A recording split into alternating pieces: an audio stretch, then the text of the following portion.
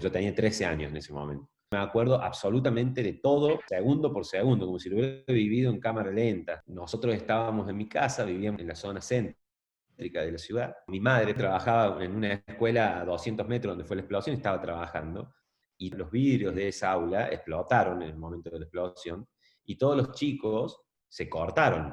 Entonces mi mamá tiene grabada la imagen de los chicos con sangre, más allá de que no le pasó nada grave a ninguno, un ruido infernal, todos corriendo sin saber para dónde ir. Cuando llega, mi mamá iba a trabajar en moto a la escuela, y veo que no empieza a perfilar como para ir para adentro de mi casa, sino como para seguir derecho. Empiezo a bajar de la vereda para ir arrimándome, y veo que venía muy despacito, ya al punto de perder el equilibrio, y no frenaba. Estaba agarrada fuertemente al volante de la moto, temblando, llorando, y me tuve que parar al frente para frenarle yo a la moto, porque si no, no sé si hubiera terminado cayéndose más adelante. O sea, estaba fuera de sí.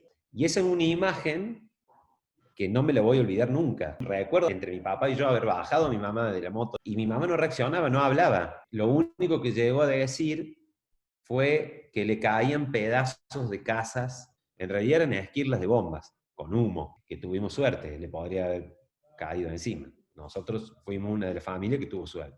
Cada explosión era como si te dispararan una 9 milímetros en el oído, o sea, era un estallido agudo, como cuando vos pegas dos ladrillos, un aplauso fuerte, era estremecedor. Recuerdo haber visto uno de los hongos, que fue lo único que vi, porque después todos nos fuimos, arriba mío, como si estuviera a 10 metros.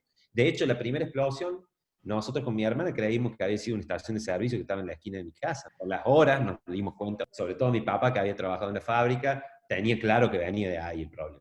Cuando vino la segunda explosión, todas las ventanas cerradas, la onda expansiva hizo explotar las aberturas de mi casa, los herrajes, todo destruido. Los vidrios ni hablar, ¿no? Y nosotros teníamos una ferretería, la vidriera completa se destruyó. Había una pinturería al lado, toda la vidriera de esa pinturería se vino abajo, y todas las latas de pintura caían en el piso. Cuando pegaban contra el piso se les saltaba la tapa y saltaba la pintura, era un desastre. Yo iba a la escuela a la tarde, una escuela que estaba más cerca que la de mi mamá, era la escuela más cerca de todas, la escuela Zapiola. Y mis compañeros vivían todos en ese barrio. No estábamos en clase y perdieron la casa un montón. A algunos se les quemó, a otros se les derrumbó. Y yo me cruzo una compañera en el momento de las explosiones, y ella iba para allá, y yo le decía, anda para el otro lado. No, es que quiero volver a mi casa. Imagínate, el que tiene la casa allá quería volver, no tenía conciencia de lo que estaba pasando, ¿no? Nosotros volvimos a dormir, y durante toda la noche hubo explosiones más suaves, pero no dormimos.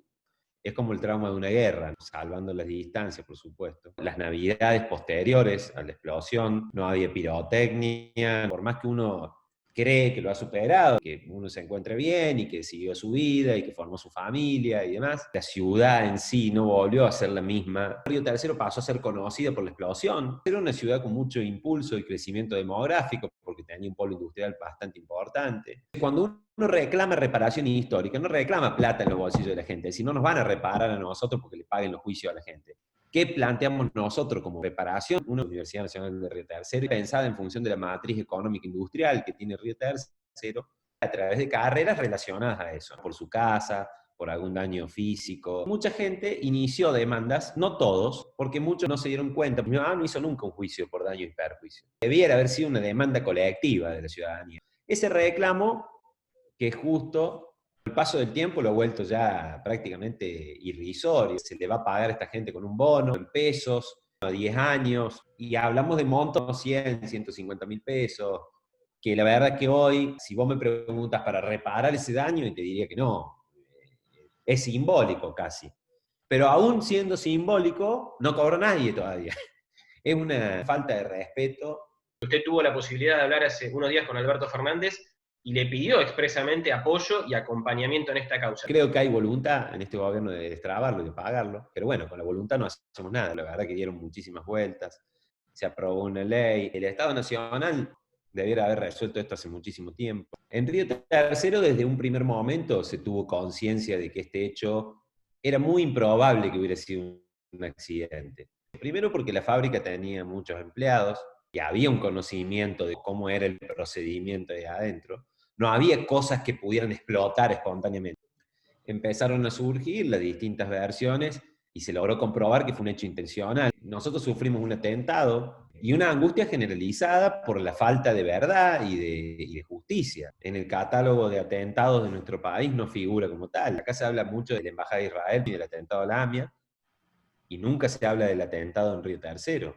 De los tres, el más preocupante, porque fue el mismo Estado nacional para encubrir acciones delictivas, el que hizo volar la fábrica militar. La impotencia ver que pasaron los años y que jamás los verdaderos culpables de esto pagaron las consecuencias. Cuando la justicia llega tarde, no es justicia. Se logra la impunidad, ¿no? Recién hace pocos días fue nuevamente procesado Carlos Menem, que está citado a declarar el 24 de febrero de 2021. ¿Cree que todavía se puede establecer la responsabilidad política del expresidente? Eso debería haber ocurrido hace muchísimo tiempo. Curiosamente, lo primero que hace él cuando viene a Río Tercero es establecer y bajar una línea de que esto había sido un accidente. Cuando ni siquiera todavía no se había apagado el fuego. Fue muy burdo, muy evidente. Menem es el responsable de lo que pasó. Él está escondido detrás de sus fueros, por su avanzada edad y por su cuestión de salud, seguramente vendrá alguna otra chicana judicial. Al menos que su currículum incluya esta mancha, ¿no? Lo que sí nos gustaría es que aún él pagando la condena o no pagando la condena, no presentándose a las audiencias de los juicios, en la ciudadanía argentina quede como responsable del atentado de Río Tercero de 1995.